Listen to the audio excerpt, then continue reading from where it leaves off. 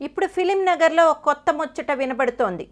మంచి సినిమాలు తీసి మంచి దర్శకుడు అని పేరు తెచ్చుకున్న శ్రీకాంత్ అడ్డాల బ్రహ్మోత్సవం సినిమా డిజాస్టర్ తర్వాత ఇంతవరకు హీరో మహేష్ని కలవలేదంట. మామూలుగా అయితే సినిమా ఎందుకు ఫ్లాప్ అయింది అని దర్శక నిర్మాతలతో పాటు హీరో కూర్చుని కాసేపు చర్చించుకుంటారు. అయితే శ్రీకాంత్ అడ్డాల మాత్రం మహేష్ బాబును వెరైటీగా అప్రోచ్ అవ్వనున్నాడంట. ప్రస్తుతం మహేష్ బాబు ఇండియాలో లేడు కాబట్టి టూర్ నుంచి తిరిగి రాగానే మహేష్ను కలుస్తాడంట. అది ఎలా అంటే, ప్రస్తుతం శ్రీకాంత్ అడ్డాల బ్రహ్మోత్సవం ఎందుకు ఫ్లాప్ అయిందో వివరిస్తూ సమగ్ర నివేదిక పాయింట్ బై పాయింట్ రూపొందిస్తున్నాడంట. అంతేకాక మహేష్ను కలిసి ఇదంతా వివరించి ఫ్యాన్స్కి క్షమాపణ కోరుతాడని, అంతకుముందు మహేష్ పర్మిషన్ తీసుకోవాలనుకున్నాడంట.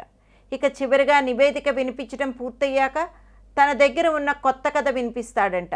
అసలు శ్రీకాంత్ అడ్డాలకి ఏమైంది? బ్రహ్మోత్సవానికి ముందే కూర్చుని కథా స్క్రీన్ ప్లేని చక్కగా రాసుకుని ఉంటే ఈరోజు ఇలా సమగ్ర నివేదికలు రాసుకునే పని తప్పేది కదా అని విమర్శిస్తున్నారు. ఇండస్ట్రీలో మరీ ఇంత మంచితనం పనికిరాదు. శ్రీకాంత్ ఇండస్ట్రీలో ఎవరితో టచ్లో ఉండడని మహేష్ అందుకే చెప్పాడని చెప్పుకుంటున్నారు. ప్రస్తుతం శ్రీకాంత్ అడ్డాలు చేసిన ప్రయత్నాలు చూస్తుంటే అతని మీద బ్రహ్మోత్సవం ఎఫెక్ట్ బాగానే పడిందనుకుంటా. ఇంతకంటే భారీ డిజాస్టర్లు ఇచ్చిన డైరెక్టర్లే మళ్ళీ పెద్ద హీరోలతో సినిమాలు చేశారు. మరి శ్రీకాంత్ ఎందుకు ఇంత ఇన్ఫీరియారిటీ ఫీల్ అవుతున్నాడో? ఒక నివేదిక, ఒక క్షమాపణ, ఒక కొత్త కథ, ఇదంతా చాలా వెరైటీగా ఉందని ఇండస్ట్రీలో ఒక వార్త హల్చల్ చేస్తోంది.